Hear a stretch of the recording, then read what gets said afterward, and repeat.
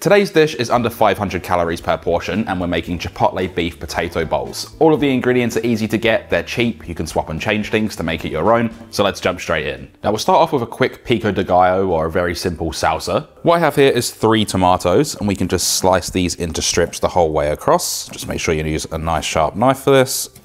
Stack those strips up, and then we'll just slice these into even strips again, then rotate and dice into small to medium sized pieces, doing the exact same with the rest of the tomato. And if you prefer, you can also remove the pulp. Just makes things a little less watery towards the end, but it's really a choice. Next is 1 red onion. We're going to dice this up, so slice off the tip, slice straight through the root and then in half, and then peel it. Make thin slices across, stopping at the root, going the whole way across.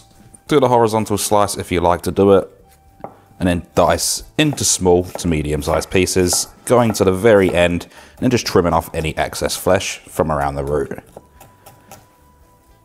Take off the tip from 1 jalapeno, slice it in half lengthways, and you can remove the pith and seeds if you prefer, but I'm actually going to leave this in. Slice these into thin strips the whole way across. Like I said, you can remove the pith and seeds if you prefer, and then dice this into those small little pieces. And if you don't even like chili, you don't have to use this if you do not want to. Roughly chop 10 grams or 0.3 ounces of coriander or cilantro. A little bit of the root or stem in there is completely fine as well, just adds extra flavor. And it really doesn't need to be too fine. It's better on the larger side as you get those nice large chunks. And if you think this tastes like soap, again, you do not have to use it. Last but not least, slice 1 lime in half, squeeze in the juice. A little bit of the pulp in there is completely fine. I like to stick a fork in there, just helps me out a little bit more, but if you have a citrus juicer, just use that. And if you prefer more citrus, you can even add another lime to this or another half. Just go by taste. Season with a touch of salt. I like to add a little bit of cracked black pepper to mine, but you don't have to if you don't want to. And then all we need to do, mix all of this together. Make sure all of that coriander or cilantro is completely and thoroughly mixed through everything, and the citrus juice is coating everything. Add this into a clean meal prep container. Usually I'd serve this with the meal prep, but because we are reheating it, I'm going to serve it separately and we can add this on at the end.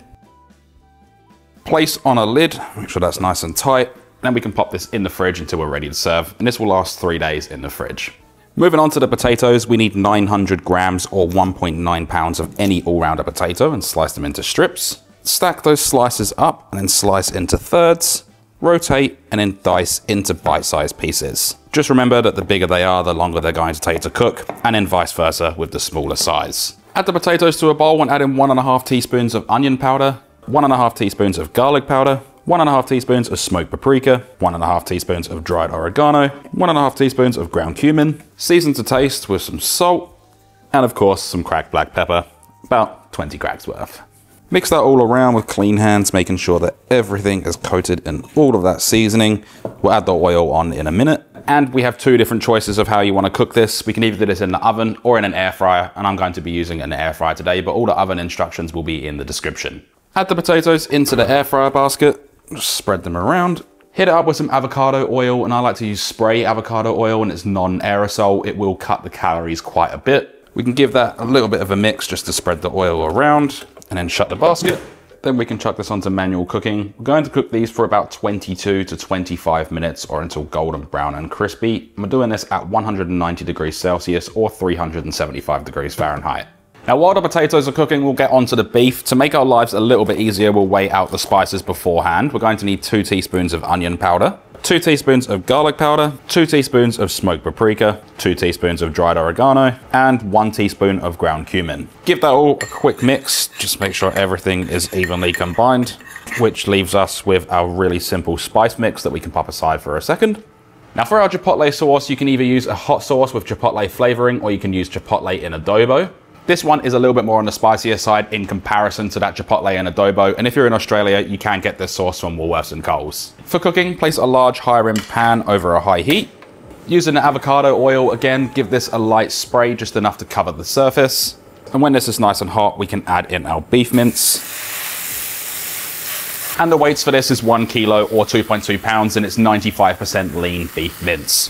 What we are going to do is just hit this up with a little bit of salt, as well as some cracked black pepper, and then just let this sit for about 1 to 2 minutes just to build up that crust. After a couple of minutes, we can start breaking this up and then mixing it around. We're going to cook this for a total of 8 minutes. So if you've let this cook for about 2 minutes so far, all we need to do is cook it for a further 6. And all we're looking for really is that nice color and it to be no longer pink. Something I did mention in a previous video is the amount of water that will come out of the meat. It won't have that sizzling sound as it once did when we first added it to the pan, just because all of that water is slowly evaporating now. And then once that's cooked out, that sizzling sound will come back and you'll get a nice crust on the meat. Now that you can start hearing that sizzling sound come back, most of that moisture has completely evaporated. We can then add in our spices, along with 100 milliliters or 100 grams or 3.5 ounces of that chipotle sauce or chipotle in adobo. At this point, turn the pan down to medium-high and then slowly mix all of this together. The flavor and the smell that this produces right now is absolutely incredible. We're only going to cook this for about a minute to a minute and a half, just to get all of those flavors going, all of those flavors to become friends, and to ensure that everything is thoroughly mixed through. When you have that all done, you have something that looks like this. Turn it off the heat and remove it from the stovetop. One thing to mention that I actually forgot to say just then is if it gets a little bit too dry, or you just prefer a little bit more moisture in there, you're more than welcome to add a touch of stock, about 1/4 cup to 1/3 of a cup, just to loosen it up and get a little bit more of that sauciness to it. Portion this up into 5 750 milliliter meal prep containers. All of the weights are on screen, and you can either put these on the bottom or to one side. Add the beef mince to one side or on top of the potatoes, again with the portion sizes on screen. To finish them off, we can add that salsa or pico de gallo onto the opposite end, and I'm only adding this now to show you the final look, but store these all separately.